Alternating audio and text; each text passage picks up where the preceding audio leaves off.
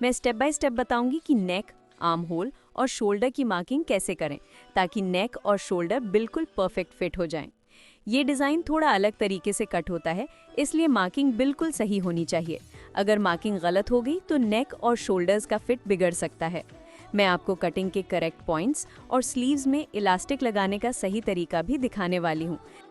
इस वीडियो में मैं आपको ये भी बताऊंगी कि इलास्टिक थ्रेड ऑनलाइन आप आसानी से कैसे खरीद सकते हैं। Hello everyone, welcome back to my channel cut and stitch by Sumaiya. सबसे पहले फैब्रिक का ओवरव्यू देख लेते हैं। मैंने 1 मीटर कॉटन फैब्रिक लिया है जिसे मैंने डबल फोल्ड कर दिया है। इसका विड्थ 33 इंच है और लेंथ 18 इंच है। अब फ्रॉक के मार्किंग और कटिंग स्टार्ट करते हैं। मैंने फैब्रिक को 4 फोल्ड कर लिया है। सबसे पहले हम ये समझते हैं कि नेक, शोल्डर और आर्म होल की मार्किंग कैसे करें ताकि फ्रॉक का नेक और शोल्डर परफेक्टली फिट आए। मेरे नेक का डेप्थ 3 इंच है और आर्म होल 5 इंच है, तो इसी प्रोसेस से हम मार्किंग समझ कर करेंगे। अब हम मेजरिंग टेप को इस तरह 3 इंच उठाकर रखेंगे। ये 3 इंच मेरे नेक का डेप्थ है। अब आर्म होल की मार्किंग 5 इंच पर करेंगे। मेरा रेडी आर्म होल 4 इंच का है, लेकिन ऊपर से फोल्ड और स्लीव्स अटैच करने के लिए हम 1 इंच एक्स्ट्रा लेंगे। अगर नेक डेप्थ 3.5 इंच या 4 इंच है तो हम मेजरिंग टेप को इसी हिसाब से ऊपर सेट करेंगे। 2 साल के बच्चे के लिए नेक डेप्थ 3 इंच बेस्ट है। इससे फ्रॉक आराम से फिट होगा और बच्ची को पहनने में कंफर्ट मिलेगा। स्लीव और शोल्डर का शेप भी परफेक्टली सेट रहेगा। फ्रॉक की टॉप की लेंथ के लिए हम 9 इंच पर मार्क करेंगे। अब सीधी लाइन ड्रॉ करेंगे। इस तरह मेजरिंग टेप को रखेंगे तो हमारा आर्म होल का लेंथ 2 इंच है। अब 2 इंच यहाँ से भी मार्क करेंगे और आर्म होल को गोलाई में शेप देंगे।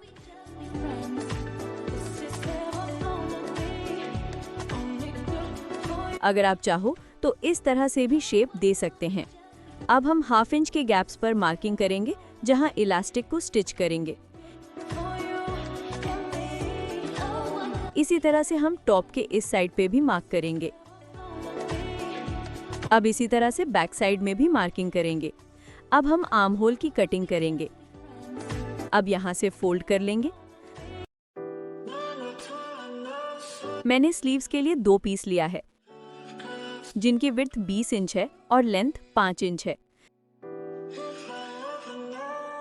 अब फैब्रिक को डबल फोल्ड करेंगे और जो हमारा ओपन साइड है यहाँ पे आर्म होल की मार्किंग करेंगे, वैसे जैसे हमने टॉप पे मार्किंग की थी।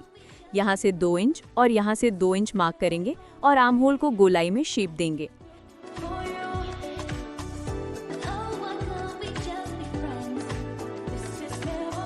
अगर आप चाहो तो इस तरह से भी शेप दे सकते हैं। अब यहाँ से फोल्ड करेंगे इलास्टिक इंसर्ट करने के लिए।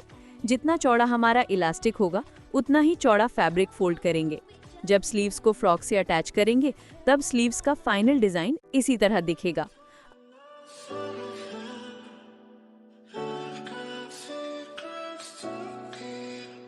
अब हम इसकी भी कटिंग करेंगे। अब मैं आपको इलास्टिक थ्रेड के बारे में बता देती हूँ कि आप इसे कैसे बाय कर सकते हैं और इसे क्या कहते हैं। इसे जनरली इलास्टिक थ्रेड या इलास्टिक डोरी कहते हैं। आप इसे इजीली मीशो से बाय कर सकते हैं। मैंने खुद इसे मीशो से लिया है और ये 2 पैक में अवेलेबल है। इसकी क्वालिटी अच्छी है, लेकिन यूज़ करने के बाद ही पता चलेगा कि ये कितने टाइम तक चलेगा। अब हम देखते हैं कि इलास्टिक थ्रेड को बॉबिन और बॉबिन केस में कैसे डालते हैं। अब इलास्टिक को बॉबिन में डालेंगे और बॉबिन केस का स्क्रू हल्का सा लूज रखेंगे ताकि इलास्टिक इजीली फिट हो जाए। जब इलास्टिक फिट हो जाए तो स्क्रू को टाइट कर देंगे ताकि स्टिचिंग प्रॉपर आए। मैंने दोनों पार्ट्स रेडी कर लिए हैं। मेरा रेडी चेस्ट 12 इंच है। जब हम फिटिंग के लिए स्टिचिंग करेंगे तो ये लगभग 10 इंच तक होगा। इससे फ्रॉक का फिट परफेक्ट आएगा। स्टिचिंग के बाद चेस्ट का मेजरमेंट कम से कम 2 इंच रेडी चेस्ट से छोटा होना चाहिए। इससे फ्रॉक कंफर्टेबली फिट होगा और बच्चे को टाइट या अनकंफर्टेबल फील नहीं होगा। अगर ये डिफरेंस कम हो गया तो फ्रॉक टाइट हो जाएगा और बच्चे को पहनने में प्रॉब्लम होगी। अब स्लीव्स में इलास्टिक इंसर्ट करेंगे। मैंने इलास्टिक 1 इंच एक्स्ट्रा लिया है आर्म होल स्टिचिंग के लिए।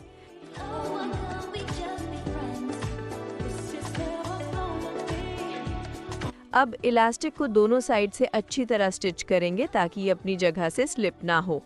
अब ध्यान से स्लीव्स को टॉप में अटैच करेंगे। सबसे पहले अपना नेक का विड्थ चेक करें, देखिए कि नेक का विड्थ प्रॉपर्ली फिट हो रहा है या नहीं। अगर नेक का विड्थ सही है तो स्लीव्स को आर्म होल के साथ अच्छी तरह अलाइन करके स्टिच करें।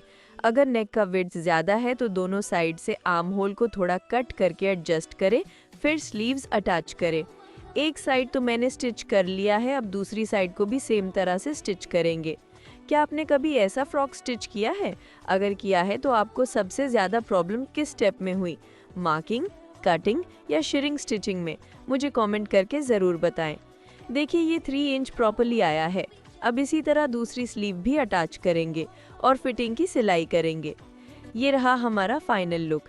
अब देखते हैं कि नेक और शोल्डर प्रॉपर्ली फिट आए हैं या नहीं। मुझे रेडी नेक विड्थ 4 इंच चाहिए था और ये प्रॉपर्ली 4 इंच आया है। शोल्डर भी 3 इंच प्रॉपर आया है। एक छोटी सी बात याद रखें, नेक तभी परफेक्ट आएगा जब इलास्टिक स्टिचिंग सही तरीके से की गई हो। कभी कभी कपड़ा ज़्यादा श्रिंक नहीं होता तो फैब्रिक का विड्थ थोड़ा ज़्यादा रह जाता है, और कभी कभी कपड़ा ज़्यादा श्रिंक हो जाता है तो विड्थ थोड़ी कम हो जाती है। इसलिए स्टिचिंग और इलास्टिक को ध्यान से सेट करना बहुत इंपॉर्टेंट है। अगर आपका नेक का विड्थ थोड़ा ज़्यादा है तो आप नेक की मार्किंग करके आर्म होल के दोनों साइड से थोड़ा कट करके स्लीव्स को एडजस्ट करके अटैच कर सकते हैं। इससे नेक, शोल्डर और आर्म होल का फिट बिल्कुल परफेक्ट आएगा। मुझे उम्मीद है कि आपको मेरा समझाने का तरीका पसंद आया होगा। अगर आपको कुछ समझ में ना आए तो नीचे कमेंट करके मुझसे पूछ सकते हो। अगर वीडियो हेल्पफुल लगी हो तो प्लीज़ लाइक करें, अपने फ्रेंड्स के साथ शेयर करें और channel cut and stitch by Sumaiya को सब्सक्राइब करना ना भूलें। बेल आइकन ज़रूर प्रेस करें ताकि आपको मेरे नए स्टिचिंग और डिज़ाइनिंग ट्यूटोरियल्स के अपडेट्स मिलते रहें। मिलते हैं नेक्स्ट वीडियो में एक नई डिज़ाइन के साथ। तब तक के लिए बाय बाय।